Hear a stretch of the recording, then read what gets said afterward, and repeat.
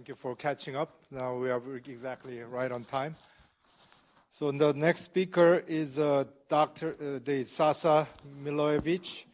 He is currently a PhD candidate at the Institute of Automotive Engineering at the University of Stuttgart. He received his bachelor and master degree from the same University of Stuttgart. Prior to his engagement at the Institute of Automotive Engineering, he was working as a research scientist at FKFS Research Institute. And he's an expert in these various types of optimizations in the related to the automotive engineering, and that's going to be the subject of presentation today. So. Okay. All right. Thank you. Take it away. Thank you for the kind introduction. Driven by the continuously stricter legislative emissions requirements, the technological progress of powertrain systems is being pushed forward at an even faster pace.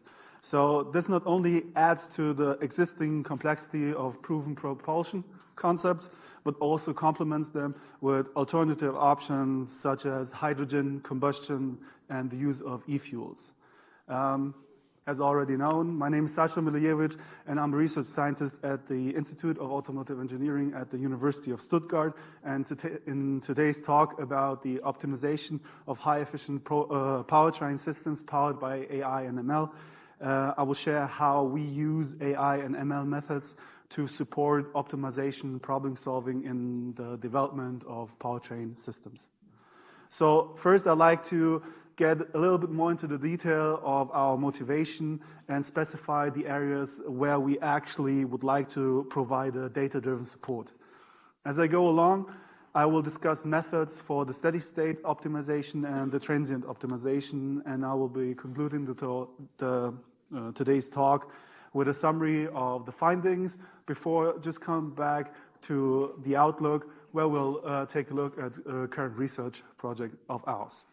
So to clarify our general vision, we have to ask three simple but important questions. So first, what do we want to do? What is our goal, and how do you want to do it?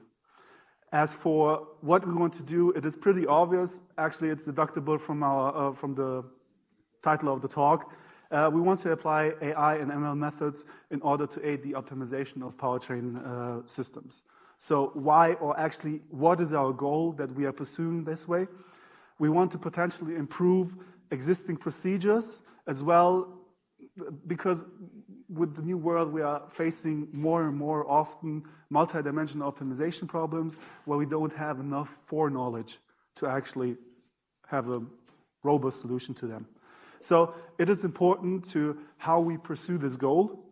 As a colleague, Jihad, formerly mentioned, expert knowledge continues to be necessary. So actually, we see that engineers will be using data science methods, so it has to be accessible for them.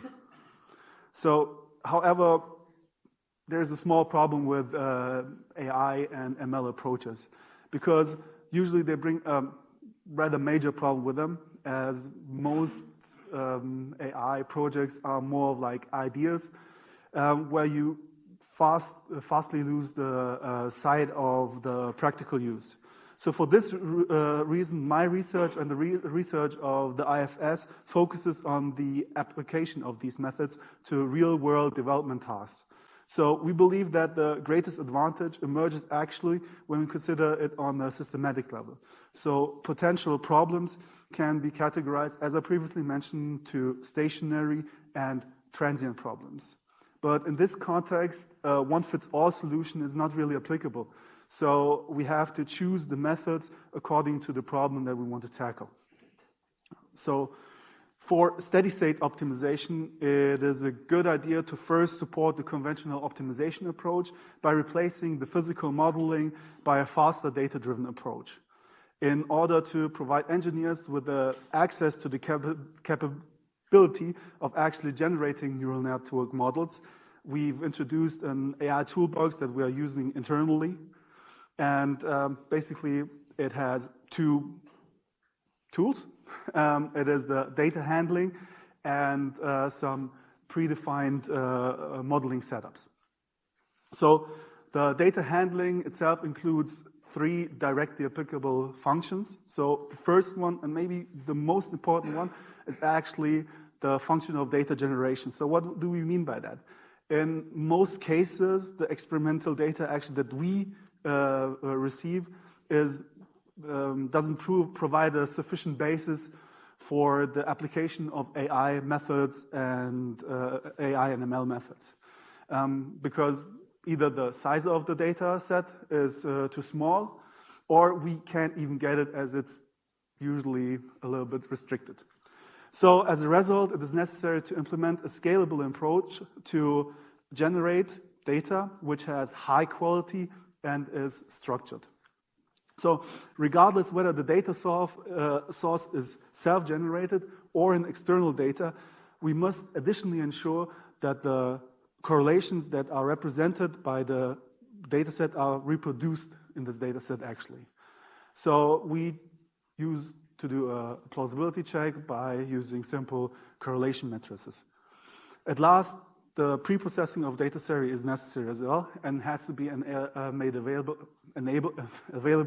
to engineers as well. So it covers several possibilities of data modifications, such as the removal of outliers, the ranging, splitting, and the scaling of data sets. Once a data set is available, using the data handling routines, it doesn't matter whether the source is internally or externally, a data-driven model can be generated.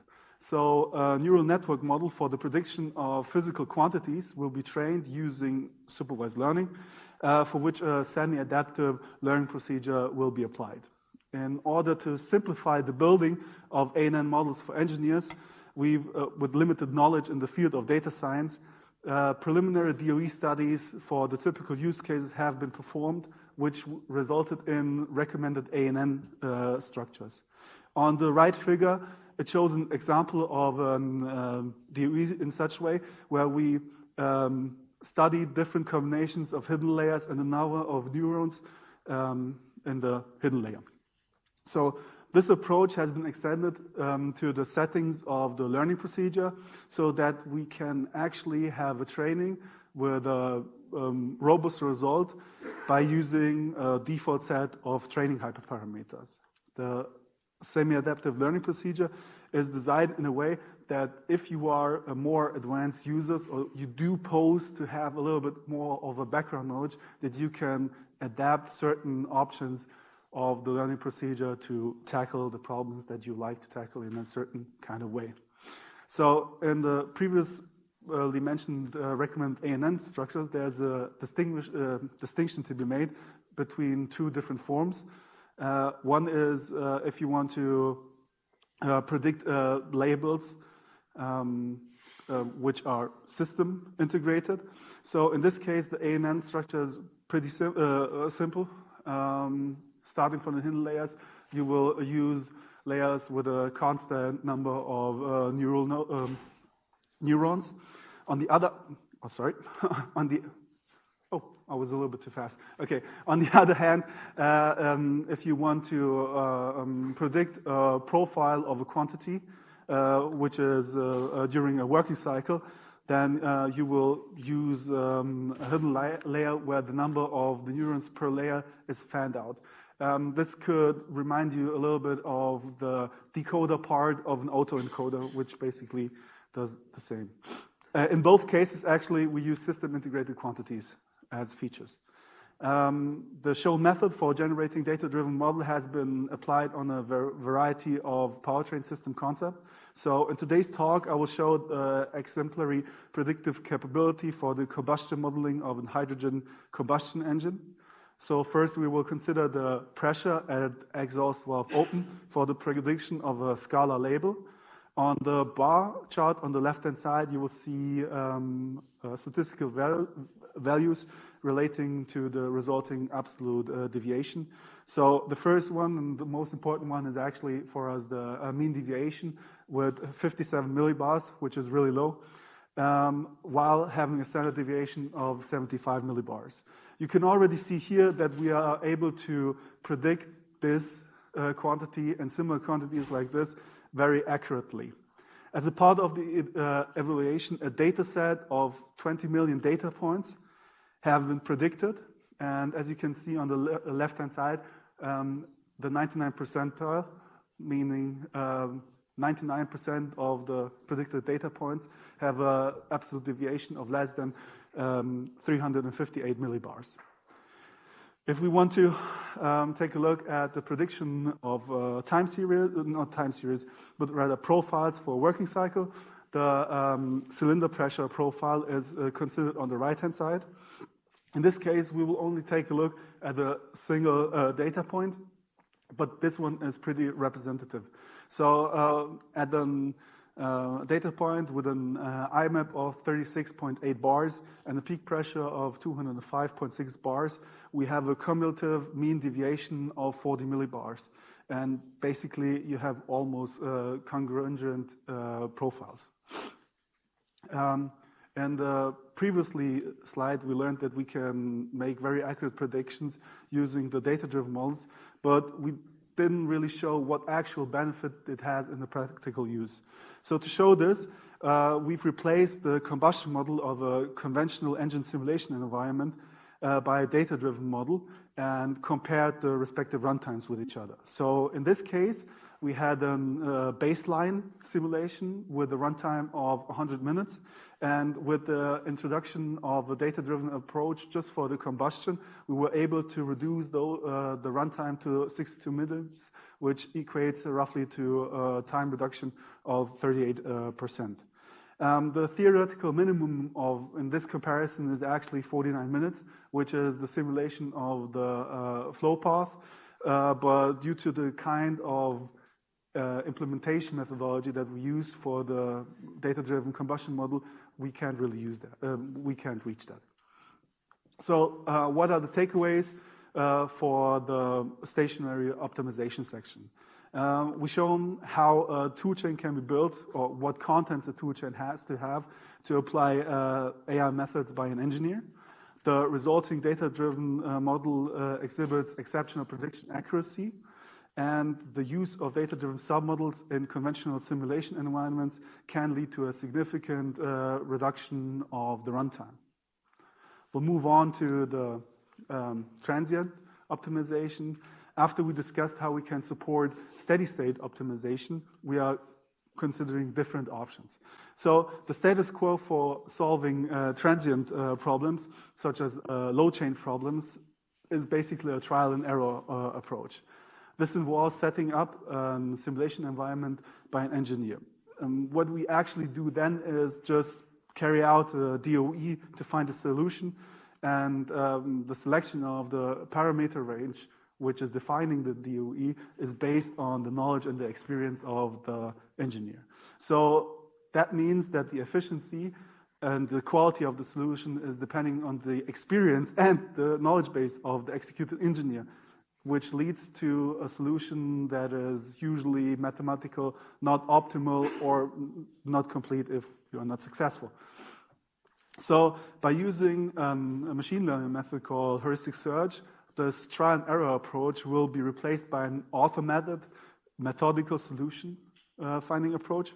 So the expertise of an engineer is here still needed, but it's more for the setting of the simulation environment, as we need a really accurate one. So the solution finding is based here on the defined heuristics of a search agent. So the adequate heuristic search functions have to be adapted for each use case, but if you have similar problems afterwards, these heuristic functions are reapplicable afterwards. So consequently, the solution efficiency and the quality are significantly influenced by the search algorithm that we defined. And dependent on the applied search agent, or actually the definition of the heuristic functions, the solution will be mathematical, complete, and optimal.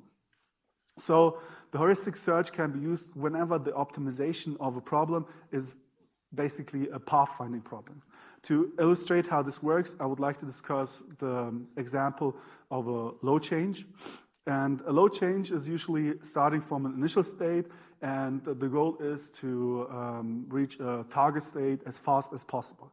So to tackle that with heuristic search, we have to make an assumption, and our assumption is that the solution corresponds to the shortest path on a, let's say, virtual landmark map defined by relevant performance parameters such as boost pressure and the IMAP. And starting from the initial state, several potential successor states are considered and evaluated by the search agent. And the successor state with the greatest potential is selected for the further exploration. So let's take a look at an advanced state of a theoretical heuristic search in this case. And let's see what situations can arise. So in this case, multiple paths have been considered. Why do we have multiple paths? Because only a path will be followed as long as the successor state is the promising option in our queue. So if this is not the case, then this part will be abandoned, either as a whole or particularly, and you can basically jump back and go further. Okay.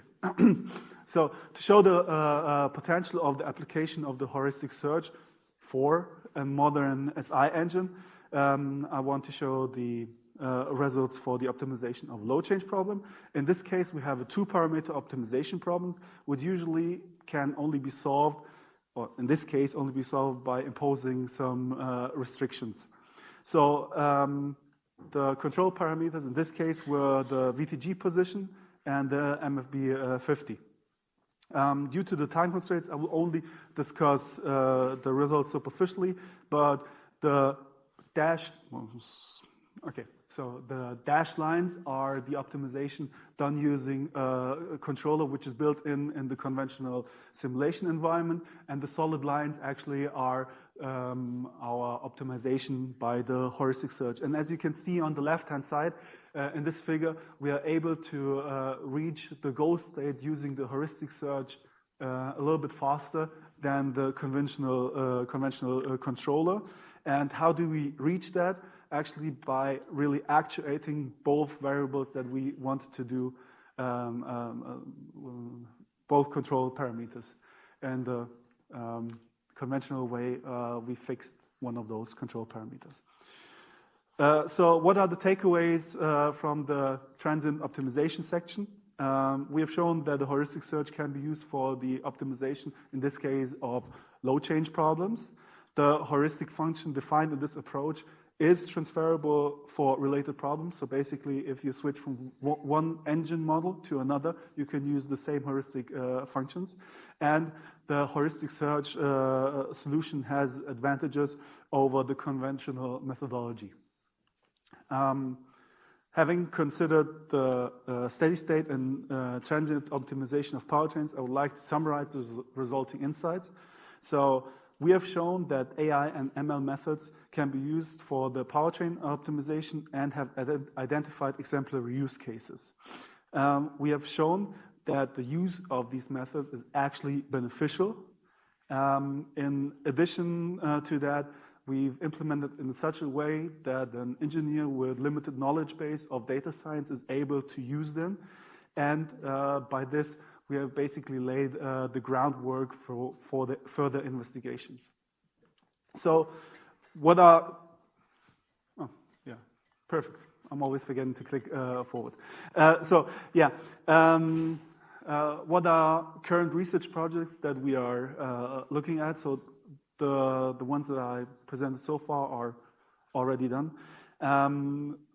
One project which is really important to us is the use of neural networks for the modeling of powertrain systems. But in this case, we don't want to have cycle average features and labels, but we want to replace them with a time series. So in the figure on the left-hand side, you can already see that we are able to model time series relatively well. But so far, our methodology to get to this result isn't as automated as we would like them to have.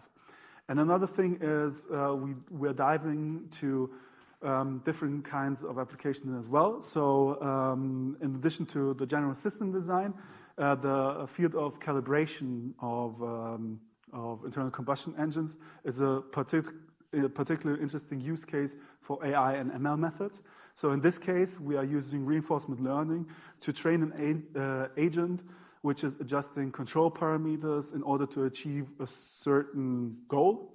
In this case, it will be the minimizing of the specific fuel consumptions for all operating points in an engine map. So in the following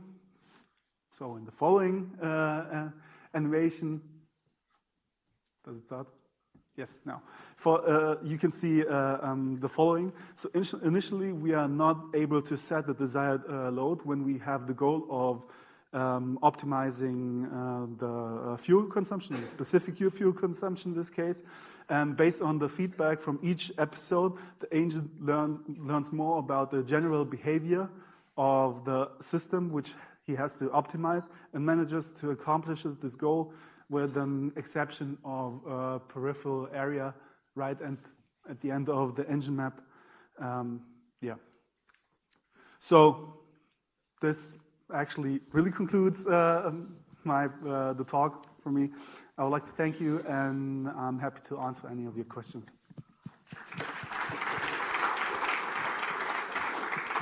Okay. We have time for some questions.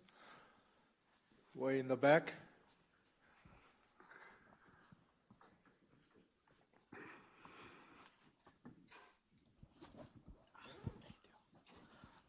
Hi, thank you. It's a very good presentation.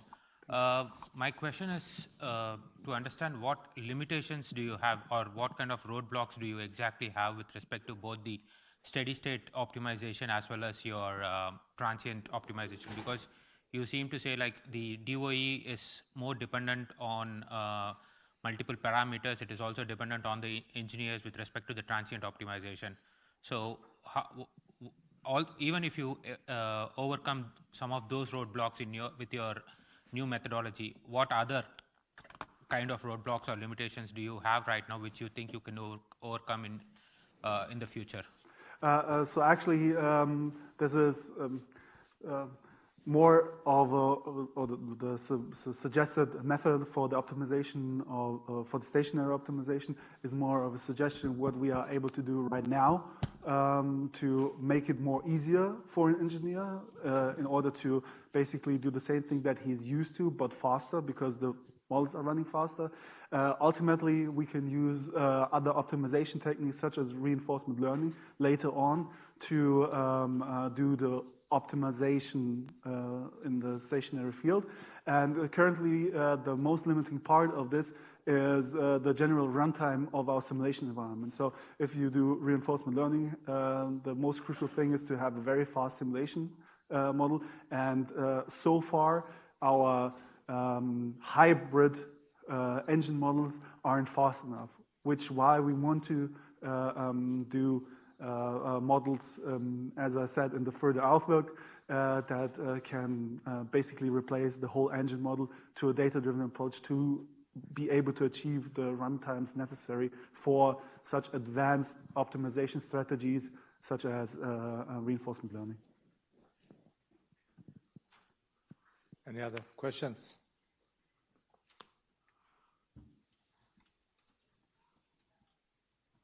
Okay, there's more. Hi, thank you. I mean, the virtual engine, how can you do that? I mean, engines is too complex, I think. I really believe, you deal with, high-level SI, CI, then you implement a certain technology, valve timing, swirl, intake conditions. It's a lot of calibration going on. So there is a big compromise in fidelity for you to be able to say that you find the optimum, combination of the whole power system. So how can you build up a virtual engine? This is we can do that by having a large experience in the tradition of physical modeling. So basically, we are able to scale our data as much as possible so that our data-driven model is as accurate as a physical model, and then from there on out, we can optimize it. And it's CFD? No, it's not CFD. So actually, this is one of the bigger differences, basically, to what Jihad had presented. We are in the 0D, 1D space. So we are not designing singular components like a piston or something like that. We are designing the whole thing. So in this case, it would be something like a combustion chamber, or at the next level, the whole system of the full engine. Oh, sorry. Matthias. Thank you. Yeah. Fantastic. Regarding your 0D model, if they're running already real time, how would ML help you to accelerate this? Which model? Your zero-dimensional models that you're describing. Yeah, so actually the engine models aren't running in real time. They are pretty fast, right? Sorry? They are fairly fast. Yeah, so the thing is, if you do 0D, 1D models that are real time, they are basically just maps. And if you have maps, you have some problems that you're not as detailed, or you can represent some things, especially something like, now the word is missing, transient phenomena. Okay. And with detailed models of an engine model where you can put information like thermal mass and stuff, and similar things like that, you can actually match those pretty accurately. So we condition every model to experiment data. Okay. Yeah. During the day, we saw quite a lot of talks on using machine learning to accelerate simulations, and I think that's a really great application. Could you also see in your field where machine learning can help to do some scientific discovery or some exploration of state spaces? So I think the biggest potential lies if we do something like reinforcement learning, where we have the optimization of certain control parameters outside of the traditional spectrum, what we expect it to be. So we do know the correlations, the IC correlations, and what the effects are, but in a certain combination of parameters, we never thought of it. So basically, it would be something like the AlphaGo example, where there are new moves that not even the best player has ever thought about. Okay, thank you. Any more questions? Okay, if not, let's thank our speaker again. Thank you. Thank you very much.